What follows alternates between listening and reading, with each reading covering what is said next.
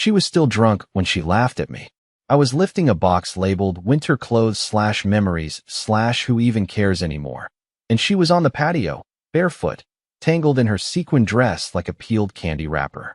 Her makeup had smudged into war paint. Her coworker had dropped her off 10 minutes earlier. Ty or Tyrell or something that starts with the same letter as trash. She clapped at me. Clapped. Like I was a performer in some tragic circus of her own making. Seriously? She slurred. You're really doing this because I had a fun night? I didn't say a word. I'd already said enough over the past year. 1,000 silent screams swallowed behind polite nods. This time, I let the sound of packing tape answer her. She hiccuped and added, it was one night. We didn't even. God, you're so dramatic. It wasn't one night. It was the night after I spent 3 weeks planning a weekend trip for us she never showed up for. The night after she told me she was done lying, and then walked out in a backless dress with no coat and no apology. The night after I found out from her best friend's boyfriend that she hadn't worked a Friday in 3 months, but she'd been busy every Friday night. I finished loading the last box labeled living room / pillows / divorce vibes and shut the truck door. She wobbled forward, barefoot on the driveway, mascara tears finally catching up with the tequila. You're not really leaving, Wendell. Come on. This isn't you. You don't have the. I canceled your credit cards, I said calmly. Not proud. Just factual. That stopped her mid-sentence.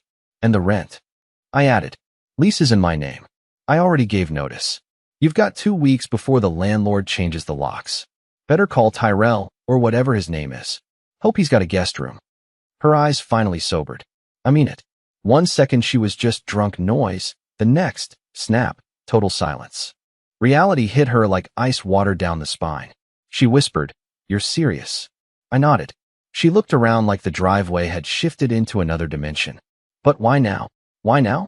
Because last night, while she was out celebrating the launch in some neon-lit cesspool with the guy who calls her queen in Slack DMs, I was home, sitting at the kitchen table, staring at a photo of us in Maine, back when we thought struggling with a tent zipper was our biggest problem. I stared at that photo until 3:12 a.m. And then I did something she never expected. I finally decided to matter to myself. And now she was watching that decision roll away in a 14-foot U-Haul. That night, after the U-Haul was gone and I had relocated to a temporary rental with a couch that smelled like sadness and Febreze, I allowed myself one indulgence. I logged into our shared streaming account and removed her profile. Not out of spite, out of symbolism. Trina and Wendell became just Wendell. I watched the cursor blink where her name used to be and felt something strange, something almost like peace. But peace is a luxury I wasn't ready for yet. You see, she didn't just lose me when she walked barefoot into the driveway laughing at my pain. She lost something she didn't even know I held in my hand. Control. Quiet, invisible control.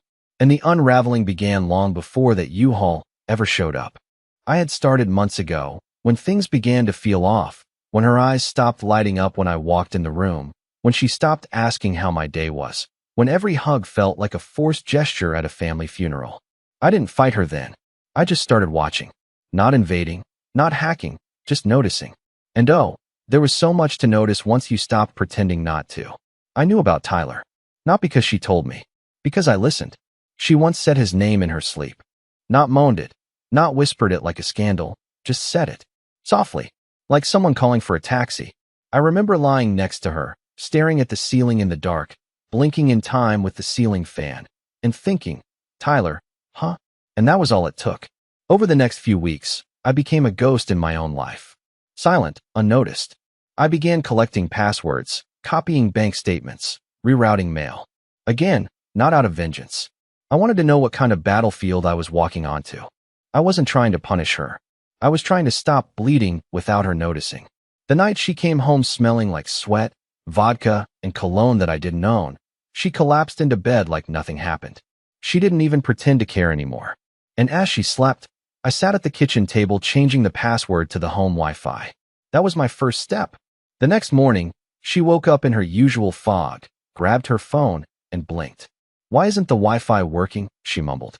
I shrugged. No idea. Maybe the router's dead. She cursed under her breath and disappeared into the bathroom. But I saw it, the twitch in her expression. The first crack.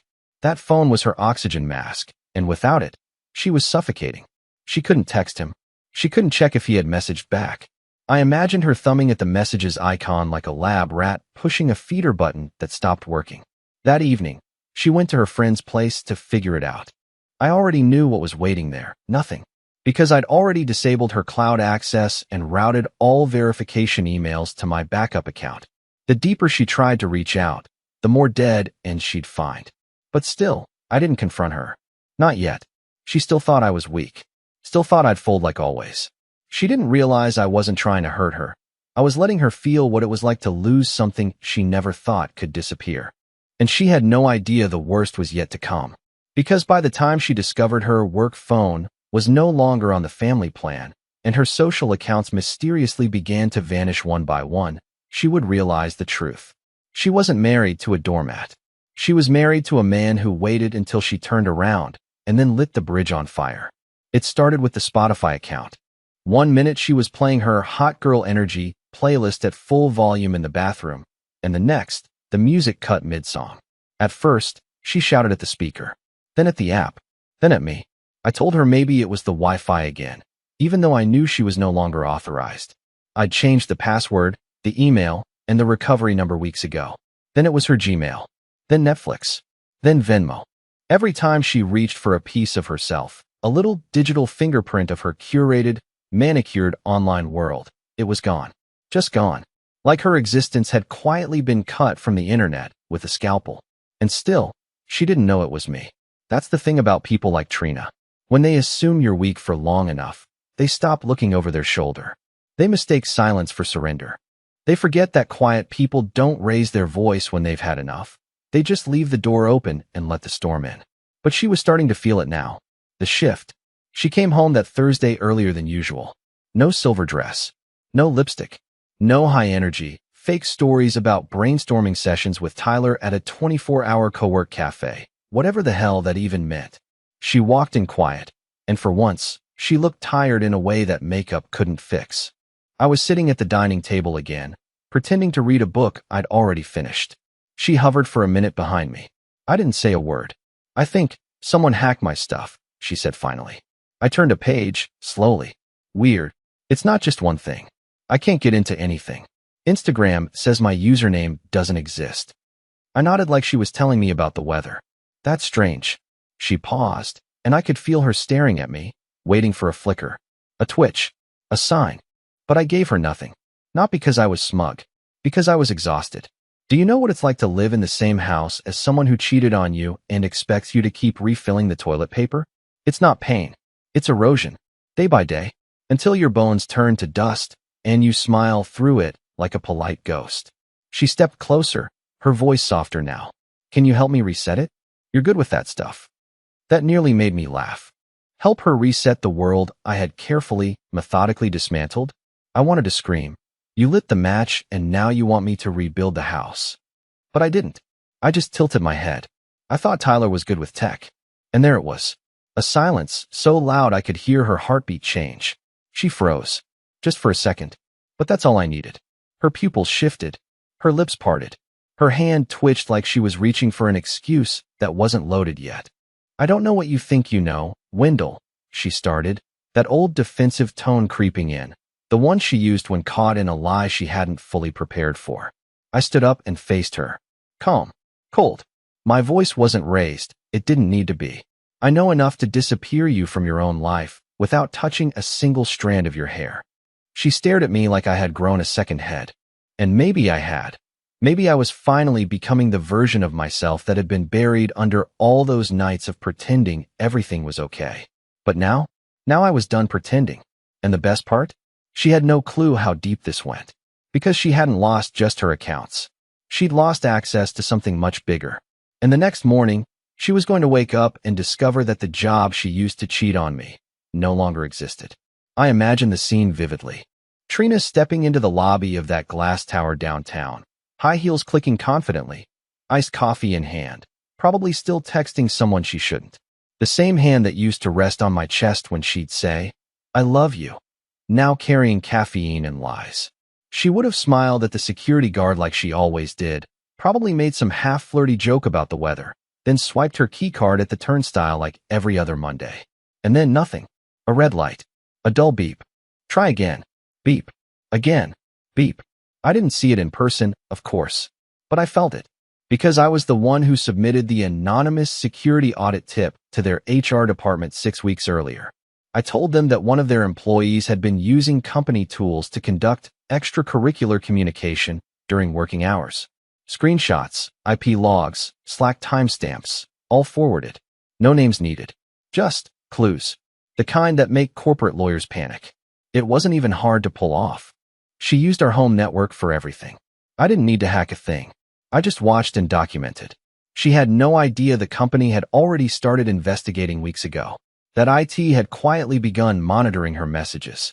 That one of those late work nights with Tyler had occurred inside a hotel booked on a company card by accident, something she was too careless to notice. The company didn't even fire her out of morality. They did it out of liability. I was sitting on the patio that morning with a cup of black coffee when I got the text from an old coworker of hers, someone who still followed me on Instagram, someone who didn't know we had separated. "Hey man, hope you're okay.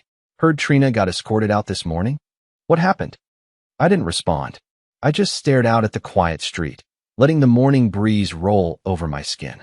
The irony wasn't lost on me.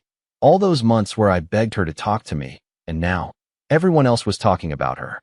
She came home 2 hours later than usual, and for once, she didn't pretend to be busy. She walked in slowly, head down, hands shaking just enough to notice. I didn't get up. I didn't speak. I just watched as she dropped her bag at the door and leaned against the wall like it was holding her up. "They let me go," she said, not looking at me. "Effective immediately." I nodded.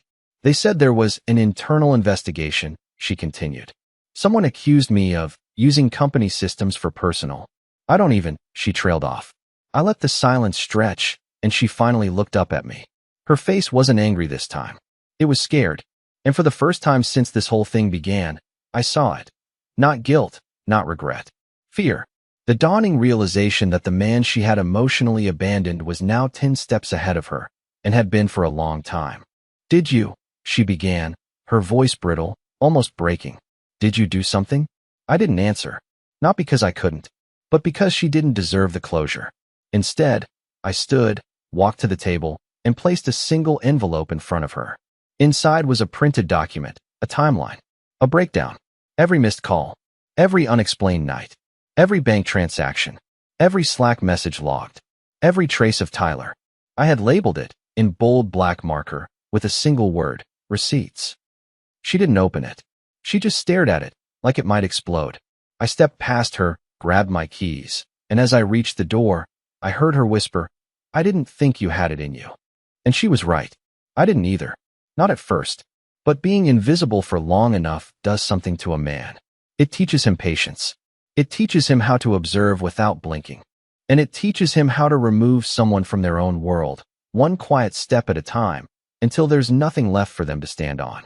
And she was just now realizing she hadn't lost her job. She'd lost her advantage. And I wasn't done yet. 3 days passed after she lost the job. She spent most of it in bed. No mascara. No fake smiles. Just curled up like someone had pulled the plug on her life. Occasionally, she'd shuffle to the fridge, microwave something, and shuffle back. She didn't ask where I was going. Didn't ask if I was staying. I think some part of her knew, really knew, that something was coming, but she didn't know from where. That was always her weakness. Trina only saw danger in people who shouted. She never considered that the quietest man in the room could be the one carrying the matches. And now, it was time for the next fire. On Sunday, I took a drive out to the one place she never thought I'd go, her mother's house. Now let me explain something. Her mother, Delia, thinks Trina is a saint. Always has. The golden child. Trina could steal a cop car and set it on fire in the middle of a church parking lot, and Delia would still say, "My daughter has a good heart." And me? I was always the boring husband. Stable. Predictable. A man with steady hands and no flair. You know, the type of man mothers tolerate because he always returns their daughter on time. Delia opened the door wearing an apron that said Queen of the Kitchen and a smile that faded the moment she saw me standing alone, no Trina beside me. I asked if we could talk. She hesitated, probably thinking we'd split and I was here to beg for sympathy. But she let me in. We sat at her kitchen table, same place Trina and I had carved our initials into the underside during a Thanksgiving 6 years ago. And then I told her everything. No rage. No bitterness. Just facts. Clean, clinical, undeniable truth. The nights she didn't come home. The work trip that wasn't a work trip. The Slack logs. The hotel receipts. The messages with Tyler, some of which, and I'm not kidding, were so disgustingly saccharine they felt like bad fan fiction. I didn't even have to embellish. I just let the evidence speak. Delia sat there, lips pressed, so tight her mouth practically disappeared. For a while she said nothing. Then she asked, "Do you have proof?" I slid the folder across the table. The same one I had given Trina. Same label, receipts. She opened it. Slowly, like it might bite her. I left that day without asking for support, validation, or sympathy. I didn't need her on my side. I just needed her to know, to see her daughter not through the lens of delusion, but reality. I needed Trina's support system to feel the fracture. Because what good is an echo chamber when the walls start falling down? By the time I got home, Trina was sitting at the kitchen table, phone in her hand, eyes wide. Her posture wasn't relaxed anymore. She looked cornered. "You went to my mom's house?" she asked. No anger, just shock. I hung my jacket by the door and nodded. She deserved the truth. Same as me. She stood up, voice trembling. "You had no right." "No." I stepped toward her, and this time I didn't flinch. "No right to tell the woman who praised your integrity at every holiday dinner that her daughter was cheating with a coworker in a Marriott off exit 14? No right to show her what I saw in our living room at 3 a.m. while you were busy pretending not to exist in this marriage?" She sank back down, speechless.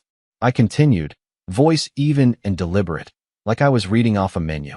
"She told me something interesting, by the way. She said she always thought I was too nice for you.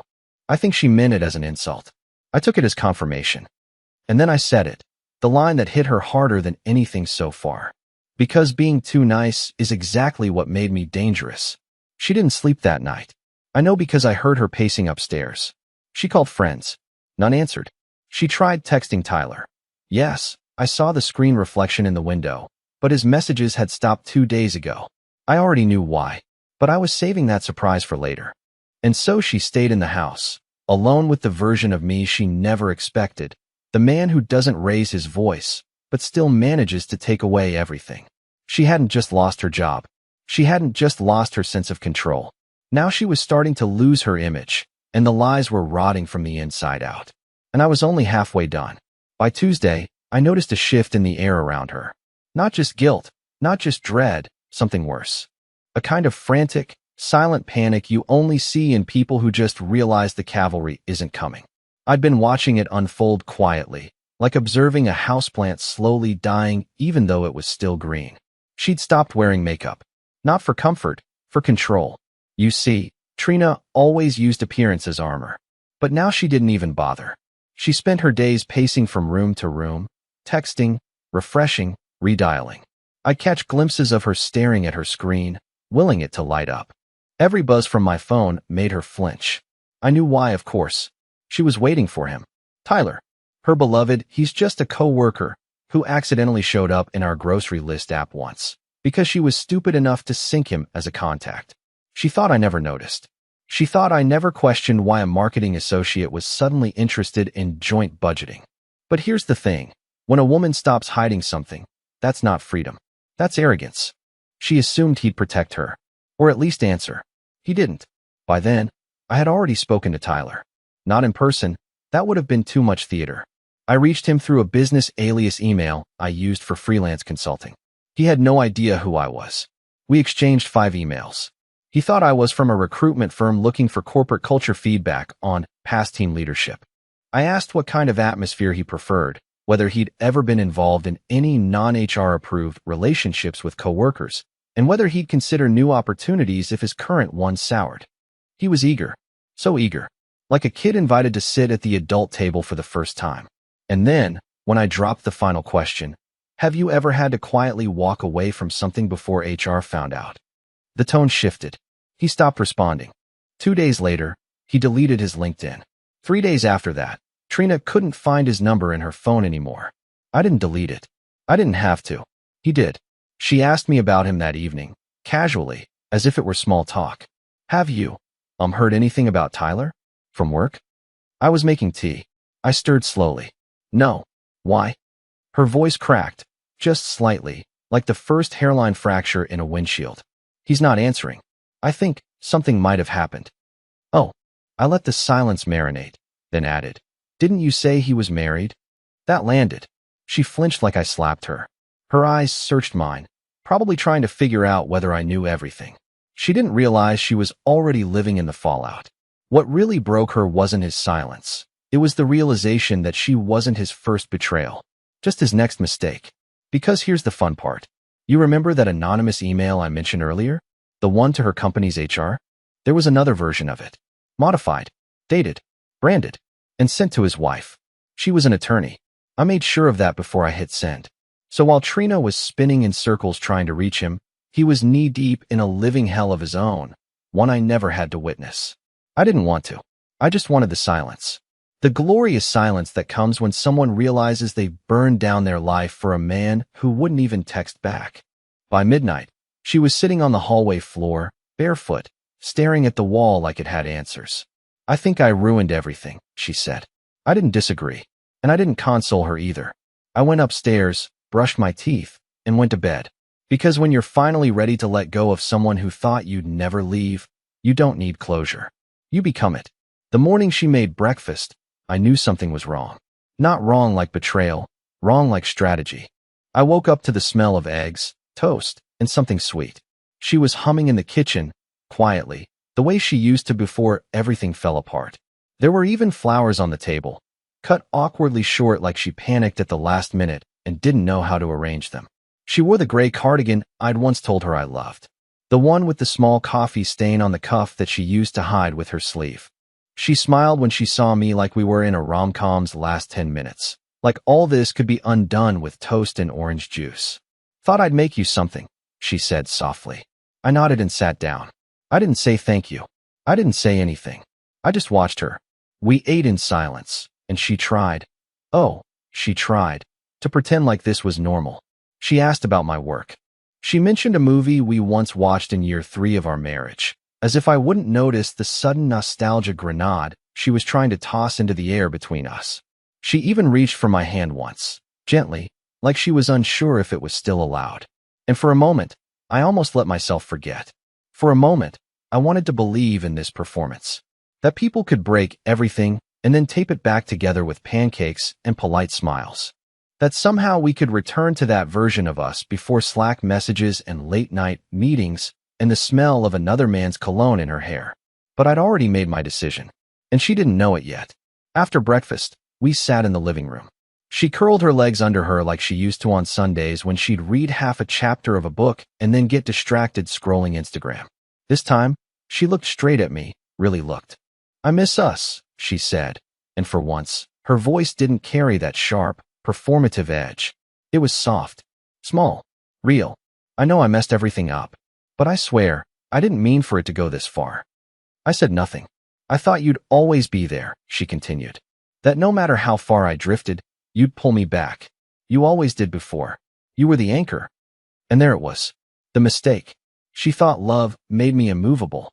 She thought my silence meant safety. That I was incapable of leaving, just because I had waited so long before doing it. But silence is not weakness. Silence is preparation. And what she didn't know, what she couldn't possibly guess, was that I had already signed the documents. The separation papers, the financial cutoff notices, the lease termination, all of it, dated, processed, finalized. I had opened a new account. I had packed what was left. I had already found a small apartment across town, one where the shadows didn't remind me of her shape in the doorway. One where I didn't have to breathe her absence like secondhand smoke. I had also filed the updated report with the HR department of the company where Tyler used to work. His messages cross-referenced with hers. Their mutual NDA violations. His exit had been quiet. Hers would be remembered. I stood up. She blinked. Where are you going? I have to drop off the keys, I said. Keys, she echoed, her voice already cracking. To the new place. And that's when her face broke. Not just crumbled, shattered. She stood up like a child realizing the store had closed, and she was locked inside. Wait, what do you mean new place? You're moving out? I didn't answer. I didn't need to. Everything had already been answered.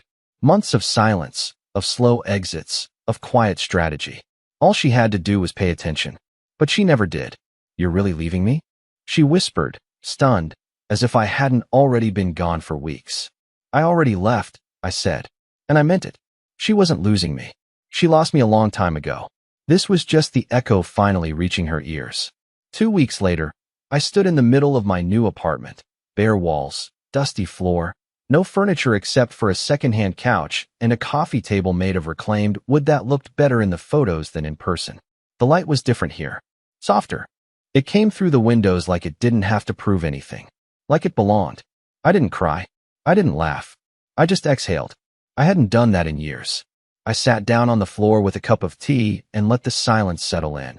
Not the kind of silence that suffocates, but the kind that wraps around you like a blanket you forgot you owned. Outside, I could hear faint traffic and a dog barking somewhere down the street. It wasn't much, but it was mine. No secrets. No tension. No pretending everything was okay while dying inch by inch inside my own home. I hadn't heard from Trina since I walked out. Not a message. Not a call. Not even a half-hearted, "I'm sorry" text. I don't know if that was pride or shame, or maybe just a sign she finally understood that words weren't going to fix what actions destroyed. I thought I'd feel angry. I thought maybe I'd wake up one night and want to scream or call her or beg her to tell me it was all a dream, that she'd made a mistake, that we could still make it. But that feeling never came. Instead, something else did, space. And in that space, I remembered who I was before all of this. Before I became background noise in my own marriage. Before I let myself become the afterthought to someone who couldn't even remember to look me in the eyes anymore. Before I spent every day trying to decode silence instead of just speaking my truth. I started going to the gym again. Nothing crazy, just walking on the treadmill, getting my heart moving, letting the endorphins do their job. I signed up for a cooking class and burned the first 3 meals so badly the instructor asked if I was trying to create a smoke signal. We laughed. It felt good to laugh. I even reconnected with some old friends. The ones I drifted from when Trina started saying, "They're kind of a lot, don't you think?" Funny how people like her always want to shrink your world down to just them. They welcomed me back with open arms. We talked. We played cards. We drank cheap beer on Friday nights like we were still in college.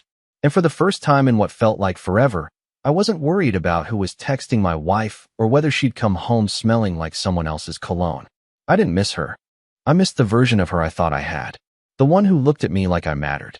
But that version never existed. Not fully. I think I knew that deep down. I just loved the idea more than the reality. A lot of us do. One afternoon, as I was walking home from the grocery store, a breeze picked up. It caught me off guard, not just because of the cold, but because it carried something else with it, a feeling I hadn't recognized in months. Freedom. I stopped in the middle of the sidewalk, let the wind hit my face, and smiled like an idiot. I must have looked crazy to the people passing by, but in that moment, I felt whole again. Not because I won, not because she lost, but because I survived. I came out the other side without having to become cruel or bitter. I didn't need to destroy her to find myself. I just needed to let her go. And now, I sleep better. I breathe deeper. I laugh louder. And the silence, the one that used to haunt me, now it sounds like peace.